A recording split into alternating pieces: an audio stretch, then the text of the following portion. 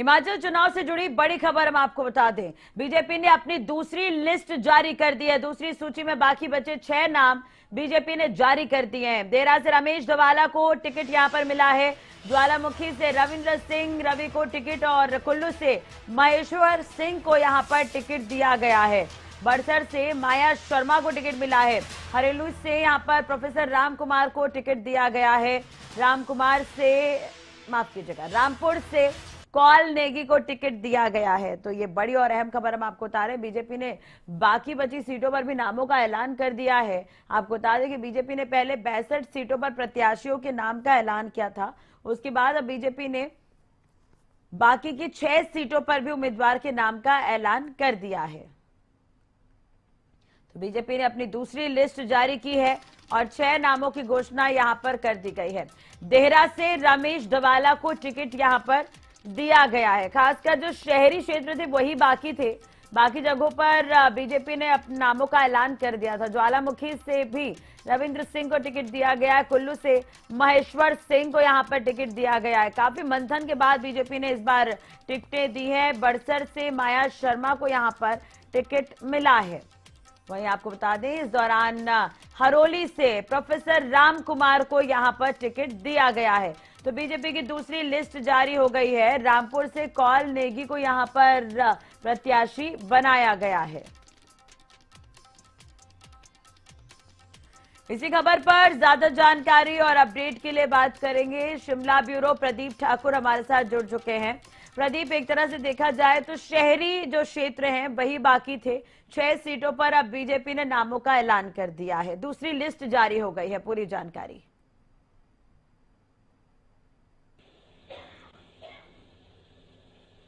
बिल्कुल राशि, देखिए पिछले कल ही एक लिस्ट जारी की गई थी 62 सीटों पर और आज जो है जो बाकी बची 6 सीटें हैं उन पर भी कैंडिडेट जो है घोषित कर दिए गए हैं।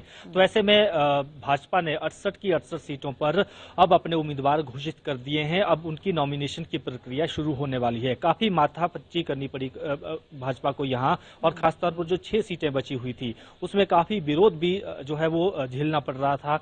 और लगातार ये चर्चाओं का दौर चल रहा था कि अगर टिकट नहीं मिला तो कुछ एक जगह पर वो प्रत्याशी निर्दलीय भी चुनाव मैदान में उतर सकते हैं। और उसमें सबसे जो महत्वपूर्ण सीटें देहरा और उसके साथ साथ ज्वालामुखी की सीट थी। इस वक्त भाजपा के पाले में ही ये दोनों सीटें हैं। हालांकि होशियार सिंह निर्दलीय उम्मीदवार है, लेकिन समर्थन उन्होंने बीजेपी को ही दिया था। और ज्वालामुखी से रमेश धवाला विधायक हैं।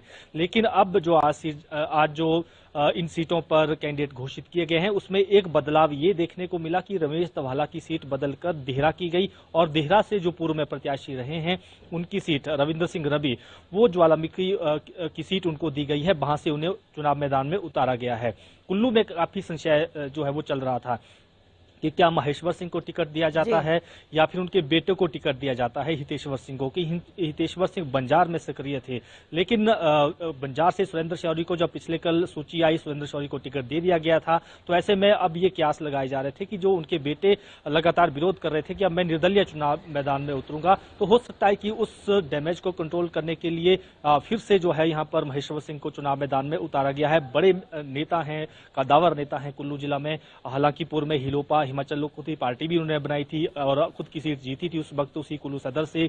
फिर भाजपा में आए, फिर 2017 का चुनाव चूंकि हारे और अब फिर से उन पर दाव जो है यहाँ पर खेला गया है। राम सिंह भी यहाँ पर दावेदारी जता रहे थे। वो भी पहले एक बार चुनाव जो है वो लड़ चुके हैं 2012 में। तो ऐसे में ये एक बैलेंस करने की कोशिश जो है यहाँ पर भाजपा की तरफ से की गई है। एक बात जो इसमें और है वो है हमीरपुर की बड़सर सीट। यहाँ से पूर्व में जो है इस सीट से बलदेव शर्मा चुनाव लड़ते आए हैं। इस बार माया शर्मा, उनकी धर्मपत्नी को यहाँ से टिकट दिया गया है।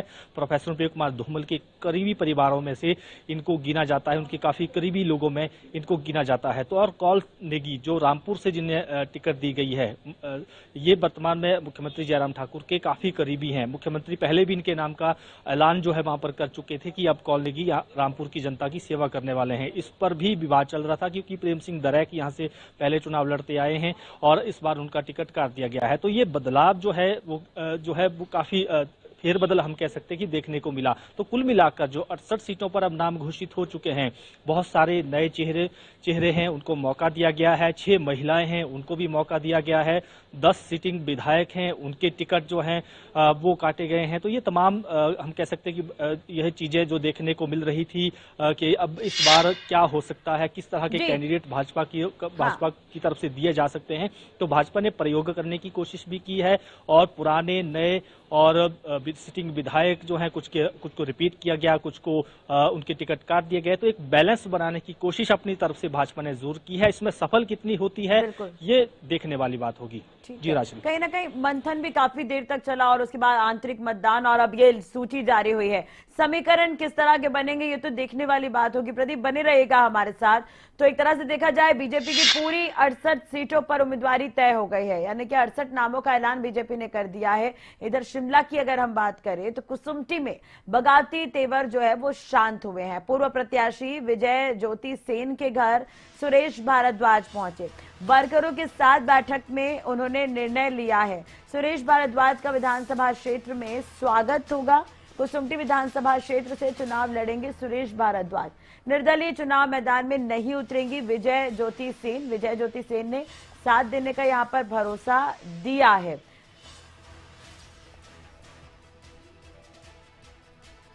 प्रदीप लगातार हमारे साथ बने हुए हैं। प्रदीप, काफी छवि जो है सुरेश भारद्वाज उनकी काफी सुलझी हुई छवि रही है। जब उनसे बार बार ये पूछा जा रहा था कि आपका जो कार्य क्षेत्र था वो इस बार बदला गया है, उसे किस तरह से देखते हैं, तो उन्होंने काफी सुलझा हुआ जवाब दिया था। अब कहीं ना कहीं सेन अगर उतरती चुनाव में, निर्दलीय चुनाव में उतरती, तो कहीं ना कहीं थोड़ी मुश्किल वहां पर पैदा हो सकती थी। लेकिन अब सुरेश भारद्वाज ने मना लिया है, या तो फिर पार्टी ने मना लिया। अब किस तरह के समीकरण वहां पर बन रहे हैं?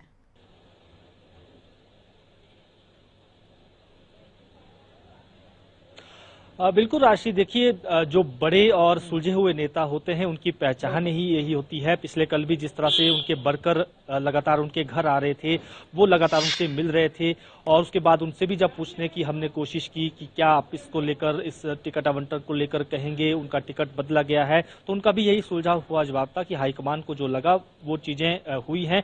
लेकिन अगर मुझे 5-6 महीने पहले बता दिया जाता तो उस हिसाब से कुसुम्पटी विधानसभा क्षेत्र को भी फोकस मैं करता। ये उनकी तरफ से बात कही गई। और एक बड़े नेता होने के नाते हम कह सकते हैं कि आज वो खुद यहाँ पर विजय ज्योति सेन का जो कोटी में घर है वहां पहुंचते हैं, वहां पर उनके लोकल वर्कर भी पहुंचते हैं। कुसुम्पटी के और भी जो बड़े नेता हैं जो लगातार 5 साल से सक्रिय रहे हैं, उनके घर पहुंचते हैं, उनके साथ बातचीत करते हैं, लोगों से राय जानने की कोशिश करते हैं कि क्या मुझे स्वीकार किया जा रहा है वहां पर पार्टी के वर्करों की तरफ से, पार्टी के नेताओं की तरफ से।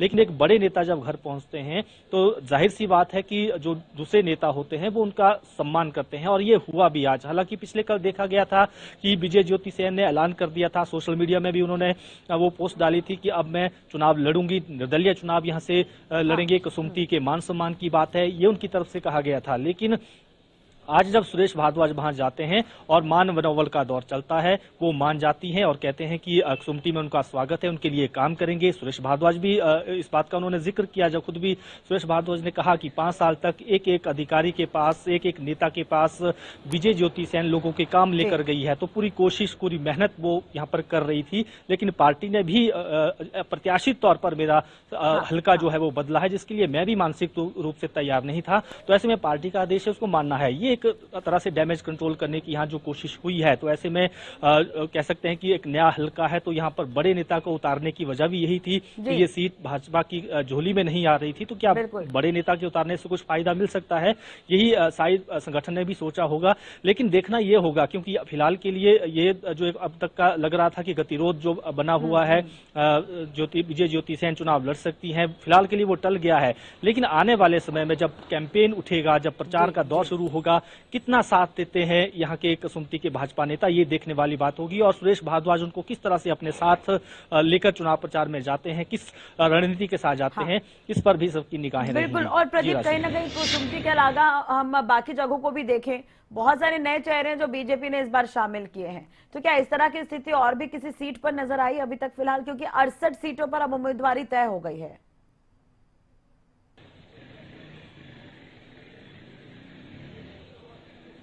बिल्कुल, देखिए 68 सीटों पर उम्मीदवारी तय हो चुकी है और विरोध भी काफी सारी सीटों पर देखने को मिल रहा है। भाजपा के भीतर सोचा भी नहीं गया था कि इतना ज्यादा विरोध लोगों की तरफ से किया जाएगा।